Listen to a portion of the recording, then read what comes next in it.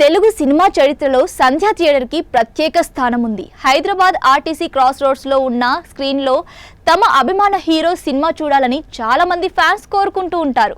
సుమారు 1000 సీట్లతో 70mm screen ఉంటుంది. ఒకప్పుడు ఈ థియేటర్లో తమ సినిమా ప్రదర్శిస్తే చాలు అనుకునే హీరోలు చాలా మంది ఉన్నారు. అలాంటిది మెగా హీరోలకు అడ్డాగా సంధ్య థియేటర్కు ప్రత్యేక స్థానం ఉంది. సంధ్య థియేటర్లో ఇప్పటి వరకు అత్యధిక కలెక్షన్స్ సాధించిన చిత్రంగా పవన్ కళ్యాణ్ నటించిన ఖుషి ఉంది. 2001లో విడుదలైన ఈ సినిమాకు ఎస్జే సూర్య దర్శకత్వం వహించారు.